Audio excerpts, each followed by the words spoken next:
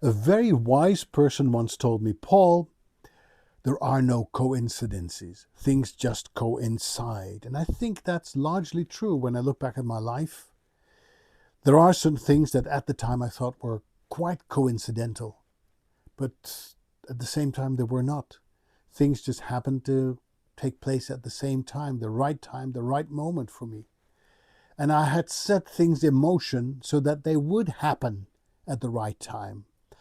And they were not coincidences. Other people might say, oh my gosh, you were so lucky that this happened to you. And I tell them, you may call it luck. I call it preparation. Anyway, if you've been following me, and why wouldn't you? You know that I quit voice acting after a career of 40 years. When I started, I was 17 years young as an intern making youth radio programs for Dutch National Radio, and I stopped as a professional voice actor age 61 in July, and I did not regret that decision one single day, 1 minute, 1 second. Anyway, I knew that not everybody would be on board with my decision, or that everybody would know that I had made that decision. So chances were that some clients from the past or from the future would still try to get in touch with me and ask me to record some of their projects. And, you know, I have had a relationship with many clients over many years, and I don't want to break that relationship off. They need me probably to update some projects that I've voiced in the past. So they need my voice, they need my recording setup to match that old recording.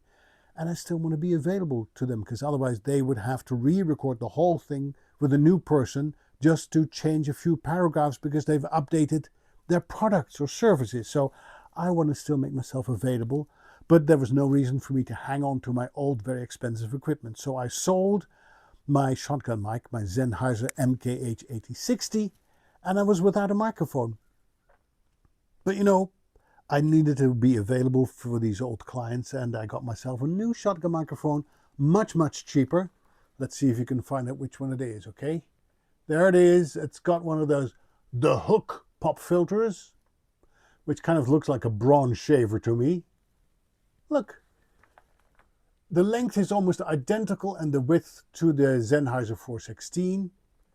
And if you ask my clients, it sounds identical to the 416. Now, of course, it isn't quite identical because it's not the same thing, but it sounds very similar to it. And I paid for it, wait for it, I paid for this microphone $119, brand new on eBay. $119, including shipping. By the way, it retails for $200 on Amazon. So what is this microphone, this magical microphone, this shotgun microphone that I have? It is a Synco D2. D2 as in Delta 2. Works perfectly for my purposes. And this morning I got an audition. First time I had this new microphone in its place, in its old microphone Rycote shock mount here.